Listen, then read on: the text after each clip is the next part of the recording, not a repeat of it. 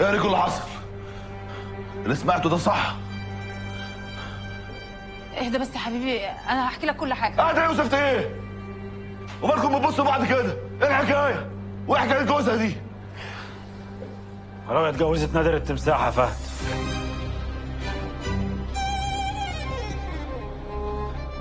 ده بتقول ايه يا ريكو؟ ازاي يعني؟ هو ده اللي حصل. هو جوه معاه عند الظابط. جوه معاه؟ ده انا هقطع رقبتهم هما الاثنين. يا عم اهدى يا عم، احنا في الاسم يا خناقه في الشارع. اهدى يا جدع. اهدى يا فهد والنبي، والله العظيم لما تسمع من راوية هتعذرها. يا لهوي. ده مش هحل لك يا ابن تمساح. اهدى يا جدع، اهدى يا جدع. ايه عايز تربيك في الحجز؟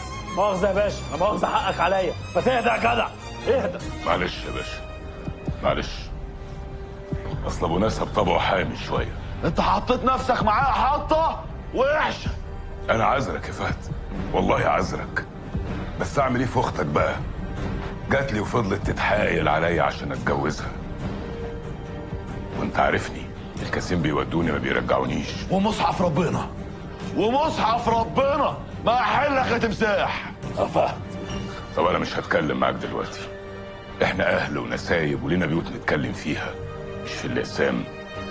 يلا يا فهد، خد اختك ويلا نروح. تعالي. لا، تاخدها على فين؟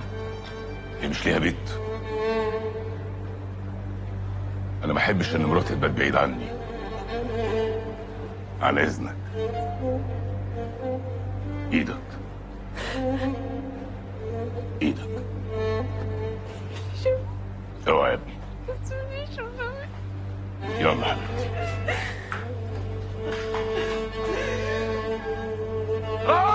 ما اهدى بقى، اوعى اهدى، هياخدونا هنا ويرمينا كلنا في الحجز. انا فاست. اهدى اهدى يا جدع، نروح ونفكر. اسمع كلام ريكو يا فهد. صلى على النبي. خلينا نروح البيت ونفكر. صلى على النبي.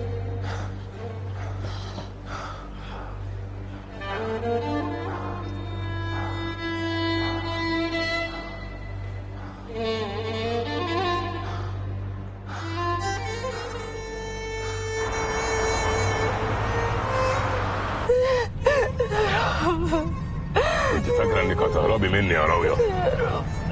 بقى معقول كل ده مش عارفه انت اتجوزتي مين؟ انا ماليش في التهويش يا ماما، ضربتي في مقتل. كنتش اعرف اني غبيه قوي كده. والنبي ابوس ايدك يا نادر بيه، والنبي اعتقني الوقت. لا انا خسرت اغلى حاجه في دنيتي. ما تبطلي مناحه يا بت، هو انا خاطفك؟ ده بدل ما تقولي لي انا اسفه يا جوزي يا حبيبي. طب راعي ان لسه مطلعك من تهمه تودي في 60 داهيه. طبعا لو عايزاني الف والغي التنازل اللي عملته عينيا النبي وابقى ازورك في السجن. تحبي؟